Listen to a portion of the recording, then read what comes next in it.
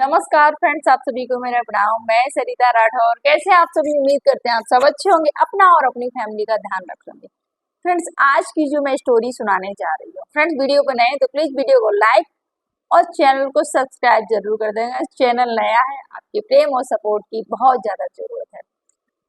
तो फ्रेंड्स, ये जो स्टोरी है, ये घर परिवार की स्टोरी है।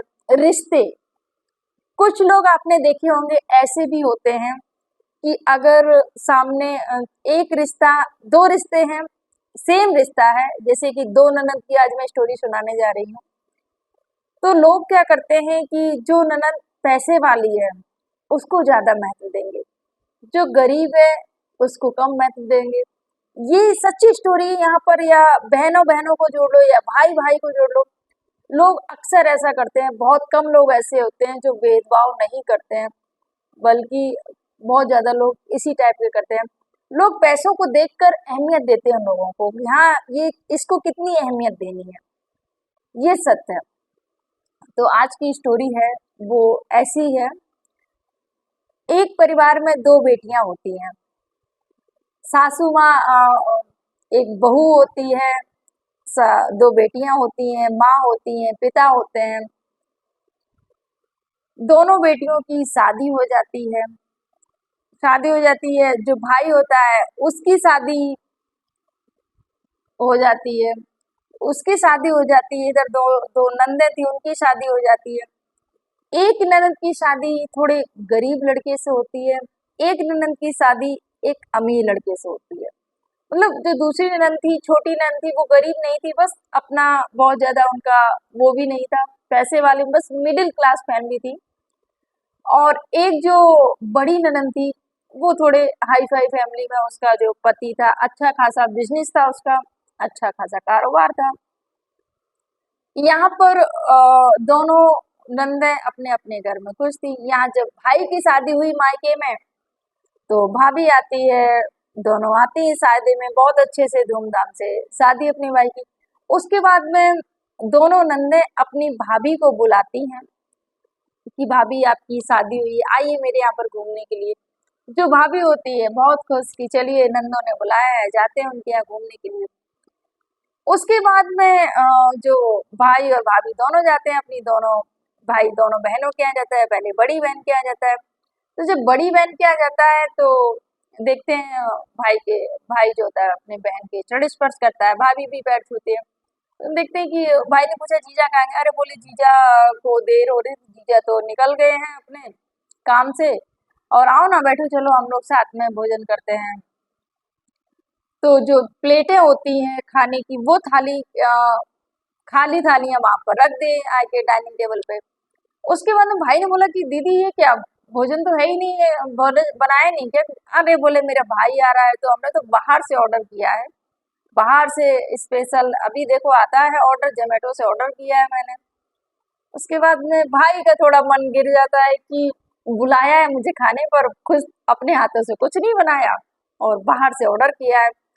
उसके बाद में जो आता है, थोड़ा सा लेट हो जाता है ऑर्डर, उसके बाद में वो जो खाना होता है वो परोसती है, पूछती है, बोलती है बहन, बड़ी बहन बोलती है गोल्डी कि भाई डेली तो खाते ही हैं वैसा खाना, आज आप वहां से आए हो तो आज मैंने सोचा कि चलो बाहर से आपको खिलाया जाए।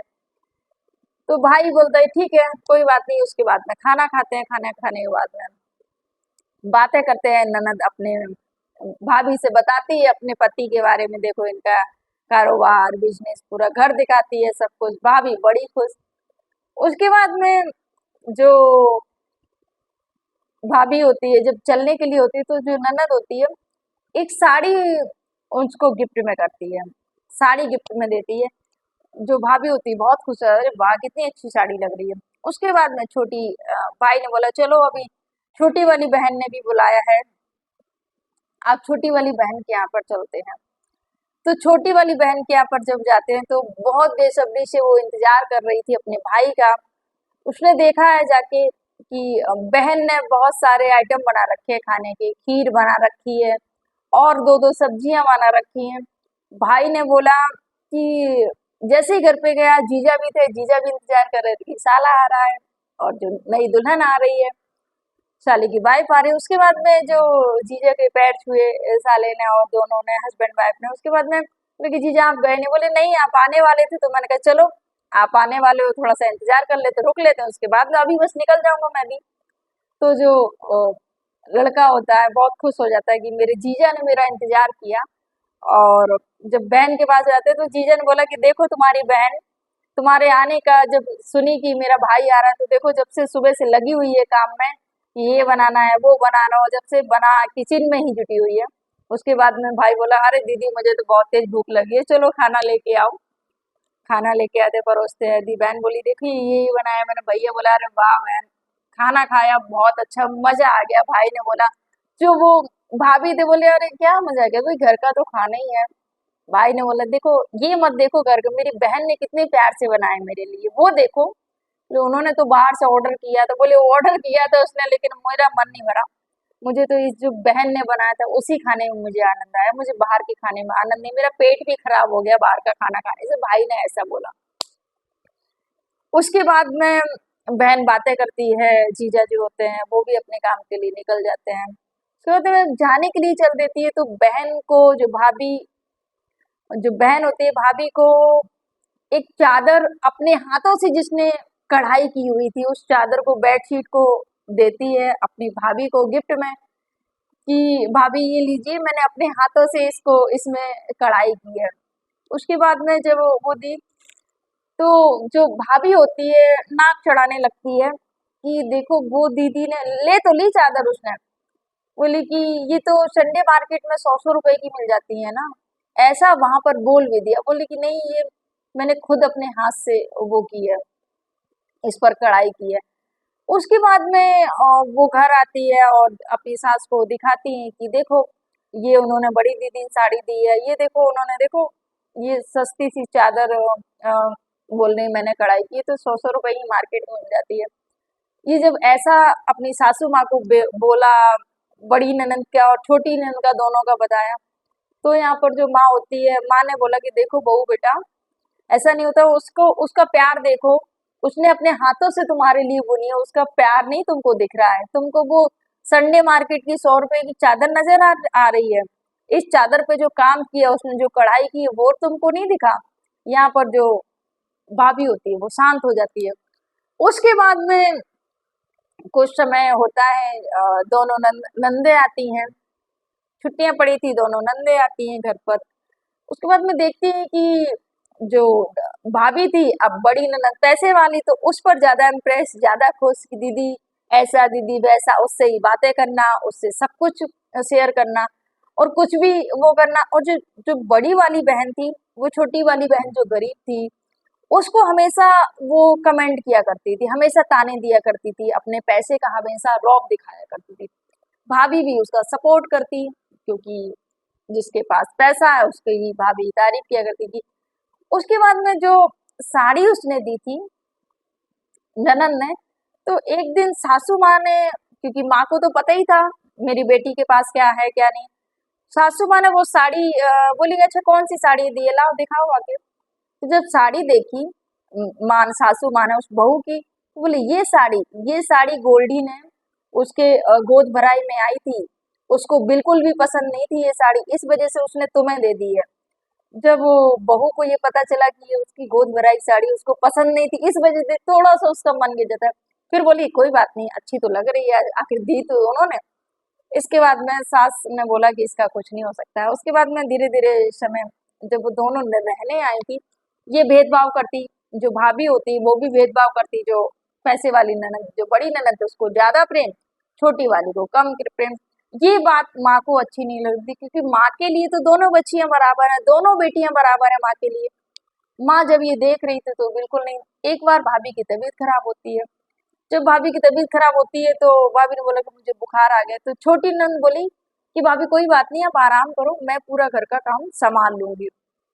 और छोटी ननद हेल्प करती है, माँ भी आ जाती है किचन में। तो बेटी बोली कि माँ आप क्यों, मैं कर लूंगी। अरे माँ ने बोला क्यों बेटा, मैं भी कराऊंगी, आज मैं तुमको अपने हाथ से भोजन बना के खिलाऊंगी।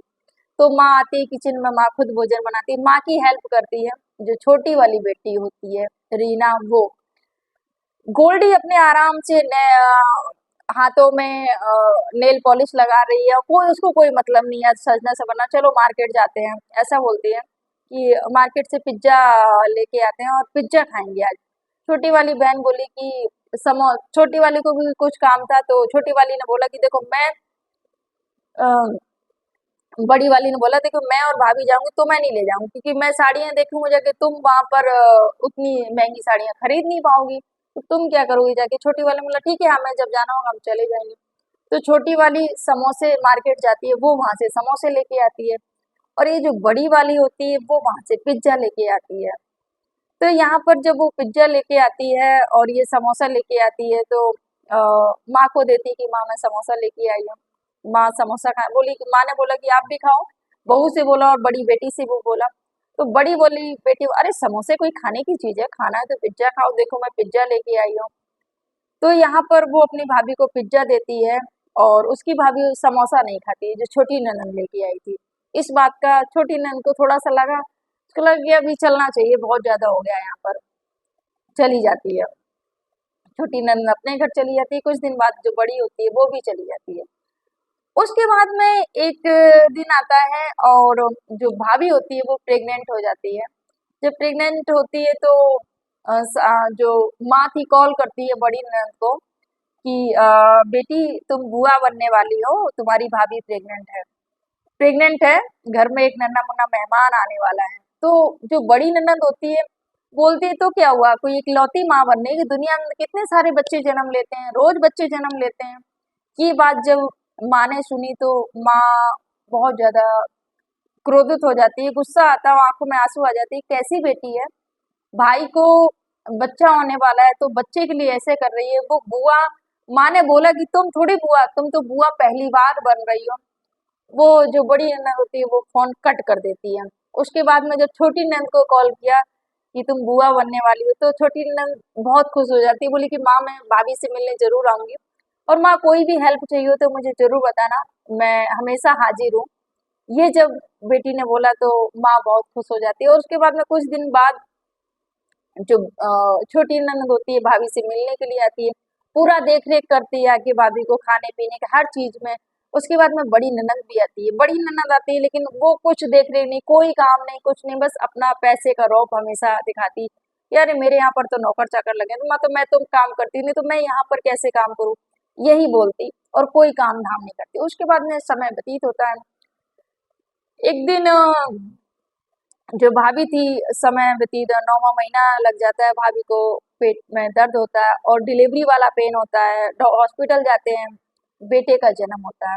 जब बेटे का जन्म होता है, दोनों नंदों को कॉल किया जाता है, जो बड़ी छोटी ननद होती है तुरंत वहां पर आती है हॉस्पिटल में, और जो बड़ी ननद होती है उसको भी बोला जाता है आने के लिए।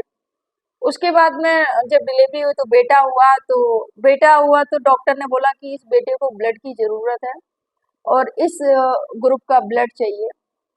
जो माँ थी, माँ को, क्योंकि बच्चे को जन्म हुआ ऑपरेशन से, माँ को कुछ नहीं पता चल रहा था, माँ तो बेहोश थी। उसके बाद में जब छोटी ननद को कॉल किया गया कि ऐसे से बेटा तुम्हारा ग्रुप इस बच्चे को चलेगा, तो ये तुरंत वहां पर आती है, और बड़ी ननद को भी कॉल किया गया, लेकिन बड़ी ननद ने मना कर दिया कि नहीं हम ब्लड नहीं देंगे, और छोटी वाली से बोल दो वो दे देगी। उसके बाद में छोटी वाली ननद आती है, ब्लड देती है बच्चे को, और बच्चे को ब्लड चढ़ाया जाता है, बच्चा स्वस्थ हो जाता है। उसके बाद में जो अ, भाभी थी, भाभी को ये नहीं पता था कि छोटी वाली ननद ने ब्लड दिया है, मेरे बच्चे की जान बचाई है। छोटी वाली जो भाभी थी वो बोलती कि बड़ी वाली दीदी नहीं है, उनको पता नहीं है क्या मुझे बेटा हुआ है। तो माँ ने बोला कि बताया तो फोन करके, पर पता नहीं क्यों नहीं आई वो। तो भाभी बोलते अरे बिजी हो गई होंगी शायद काम में माँ, इसलिए नहीं आई होंगी। और भाभी ने ये भी बोला कि माँ एक चीज मैंने देखी, जब से मैं प्रेग्नेंट हुई हूँ, बड़ी वाली दीदी मुझसे सही से बात नहीं करती हैं, मैंने एक दो बार फोन करने की कोशिश की पर उन्होंने बात भी नहीं की।